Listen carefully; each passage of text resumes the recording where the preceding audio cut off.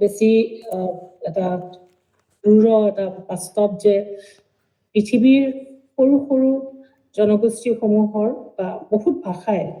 দিনে দিনে ভাষাবোৰৰ মৃত্যু হৈ আহিছে এদিনত এটা ভাষা মৰি যায় বুলি কয়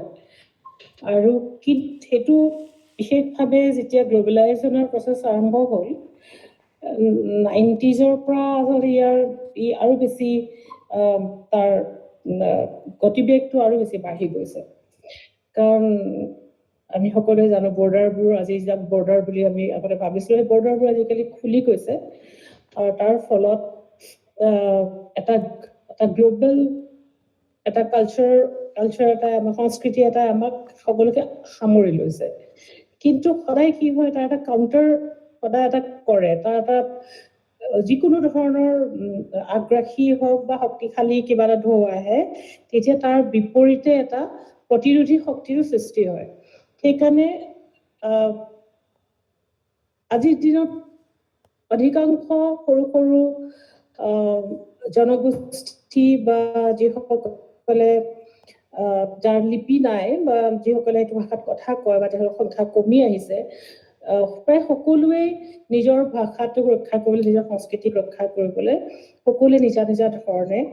কিছুমানে খুব বেছি শক্তিশালী ৰূপত কিছুমানে তাতকৈ লাহে ধীৰে হ'লেও তেওঁলোকে কামবোৰ আৰম্ভ কৰিছে এইটো আৰু আমাৰ অসমত আৰু বিশেষকৈ আমাৰ নৰ্থ ইষ্টত ইয়াৰ প্ৰভাৱ খুব বেছি দেখা গৈছে আৰু এই ক্ষেত্ৰত যদি আমি আগত আমি উদাহৰণ হিচাপে যদি আমি বিশেষভাৱে দাঙি ধৰিব বিচাৰো তেতিয়াহ'লে আমি বড়োসকলৰ কথা ক'ব লাগিব তেওঁলোকে ইমানটা বছৰত নিজৰ সংস্কৃতি ভাষা গোটেই জাতীয় জীৱনক তেওঁলোকে যিটো স্তৰলৈ তেওঁলোকে লৈ গৈছে তেনেকৈ আৰু কোনেও সেইটো গতিত সিমান এটা ডিসিপ্লিনৰ মাজেৰে এটা অনুশাসনৰ মাজেৰে তেওঁলোকে যেনেকৈ আগবাঢ়িছে সেইটো আমাৰ সকলোৰে কাৰণে এটা আদৰ্শ হ'ব পাৰে মোৰ ব্যক্তিগত এটা অভিজ্ঞতা হ'ল কি এই যে মই ক'লো এটা প্ৰতিৰোধী শক্তি এটা যে সদায় সৃষ্টি হয় 11 চন মানৰ পৰা তাৰ আগৰ বিশেষকৈ সেইটো দশকত তাৰ অলপ আগৰ পৰা আমাৰ যিবোৰ ল'ৰা ছোৱালী দেশে বিদেশে পঢ়িবলৈ ওলাই গৈছিল আমি আগতেও দেখিছো যেতিয়া কলিকতালৈ লক্ষ্মীনাথ বেজবৰুৱা অসমৰ পৰা যিসকলে পঢ়িবলৈ গৈছিল যিসকল মানুহ গৈছিল তেওঁলোকে কলিকতাত থাকি সেই সময়ৰ পশ্চিমৰ বিশেষকৈ ইউৰোপৰ পৰা বাগৰি অহা নতুন চিন্তাৰ ঢৌ নতুন চিন্তা চেতনা সেই সময়ৰ সাহিত্যৰ যিটো নতুন নতুন ধাৰা যিবোৰ সৃষ্টি হৈছিল আৰু গণতান্ত্ৰিক যিবোৰ মূল্যবোধৰ তাত আৰম্ভণি ঘটিছিল বিকাশ ঘটিছিল সেই সকলো কথাই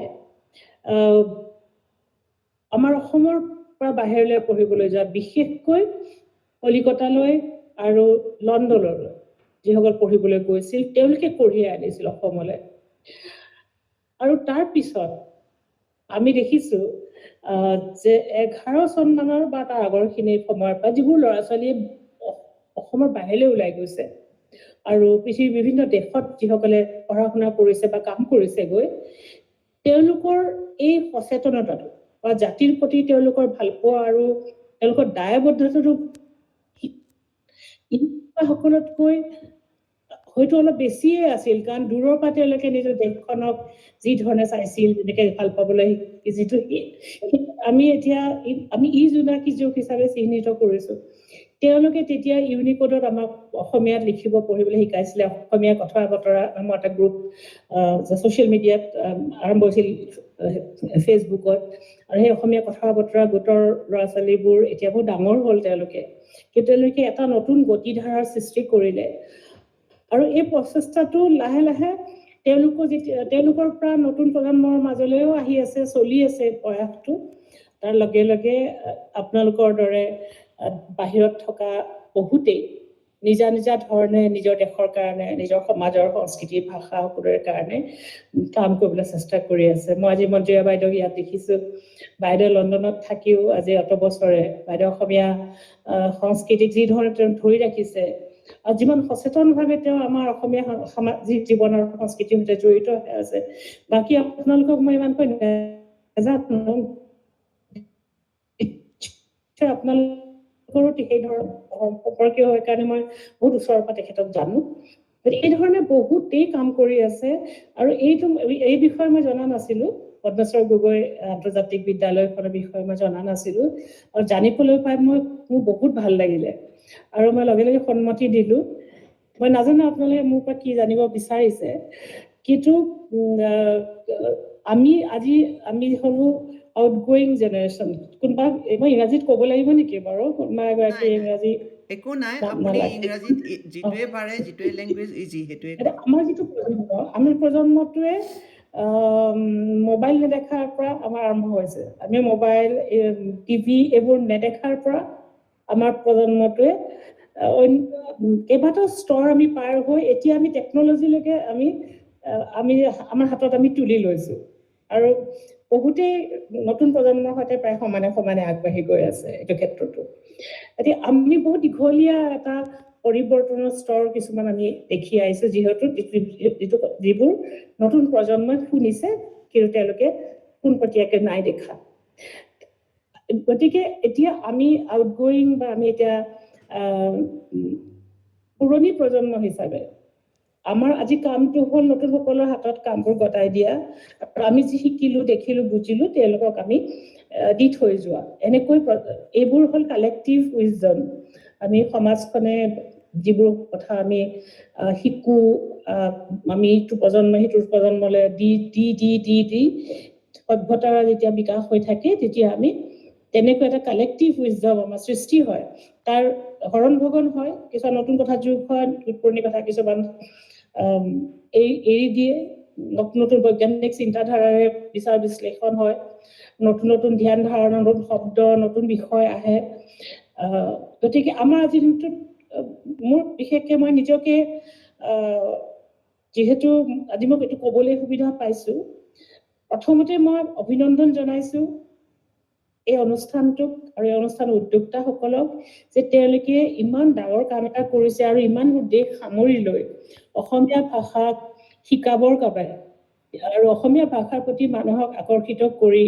আমাৰ ল'ৰা ছোৱালীবোৰ যিবোৰ বাহিৰত আছে তেওঁলোকৰ সন্তানসকলক অসমীয়া ভাষা শিকাই তেওঁলোকে ভৱিষ্যতৰ বাবে এই সংযোগটো ৰাখিবলৈ আৰু তাৰ বাবে তেওঁলোকক প্ৰস্তুত কৰাবৰ কাৰণে যিটো প্ৰয়াস কৰিছে সেইটো কাৰণে আপোনালোক বহুত ধন্যবাদ আৰু আমাৰ সকলোৰে কৃতজ্ঞতাৰ পাত্ৰ। আৰু তাৰ কাৰণে মোৰ ফালৰ পৰা মই আপোনালোকৰ সকলোকে অভিনন্দন জনাইছো আৰু মই ভাবো এয়া আৰু আগবাঢ়ি গৈ থাকিব। এতিয়া মই বেছিকে দীঘলীয়াকে নকওঁ আৰু অলপমান কথা কওঁ। সেইটো হ'ল কি আমাৰ কাম যিহেতু মোৰ প্ৰজন্মৰ মই বহুত যি কাম কৰিছো জীৱনত মই প্ৰতি স্তৰে স্তৰে শিকি শিকি ভাবি চিন্তি মই জীৱনৰ খোজবোৰ দিছো। গতিকে এই সময়ত এটা মোৰ জীৱনৰ নতুন স্তৰ আৰম্ভ হৈছে, যিটো স্তৰত